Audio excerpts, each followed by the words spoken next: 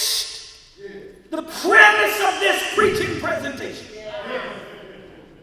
the question that must be lifted and litigated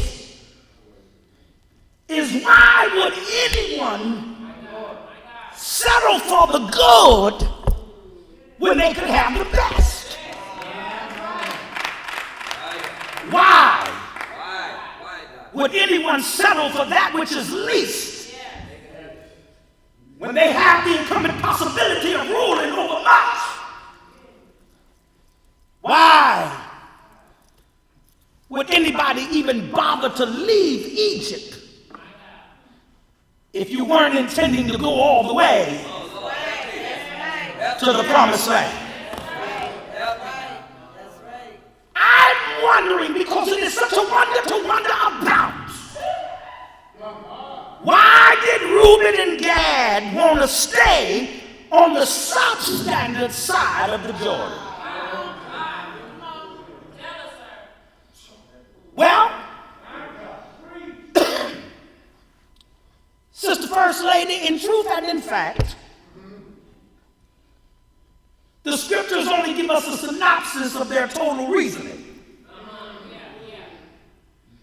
However, as we peer into the text, there's enough information there for us to form an axiomatic conclusion. Axiomatic conclusions are conclusions that are not a part of the written narrative, but they can be reasonably deduced by the preponderance of the evidence that is written.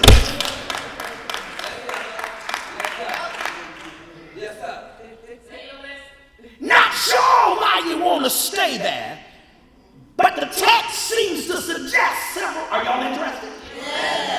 Three things that I'll be through. I want to suggest that Reuben and Gad want to stay where they are, first of all, because they had conformed.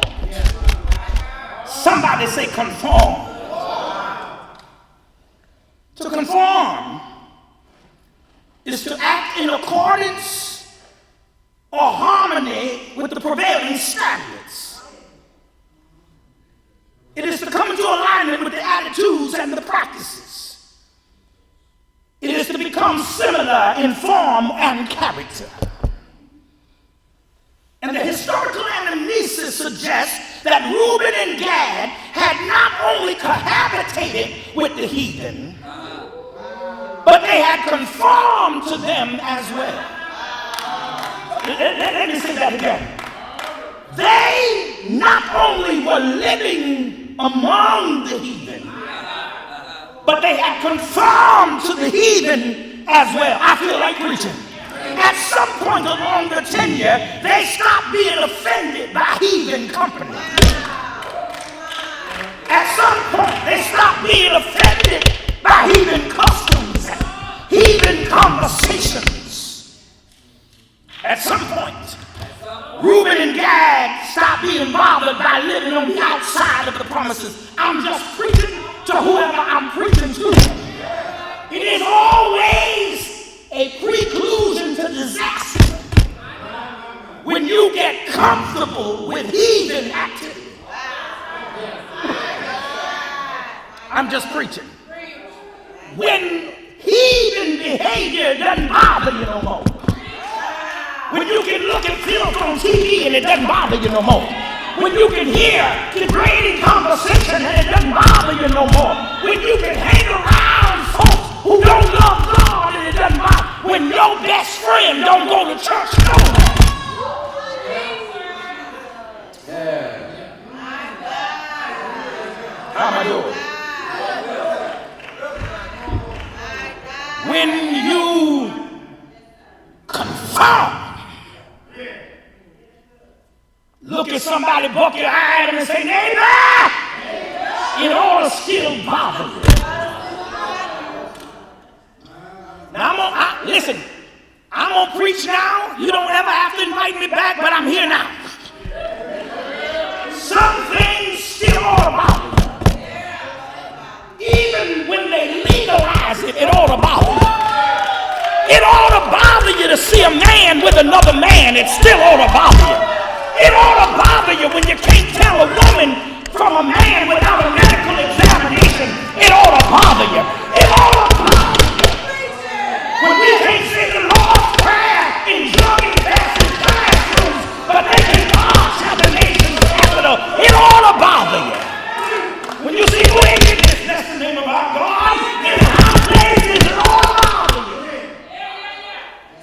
some point, Reuben and Gad conform. Let them do their thing. Bless the name of our Lord. I'm almost done. I said, so they wanted to stay. They did not want to go any further because they had conformed to the heathen. There are some neighborhoods you ought not ever feel comfortable living in. Not only had they conformed, but then they had grown content. Oh, my God. Let me explain. To be content is to be satisfied with what one has, with what one is. It is the fulfillment. It is the feeling of being fulfilled and accomplished.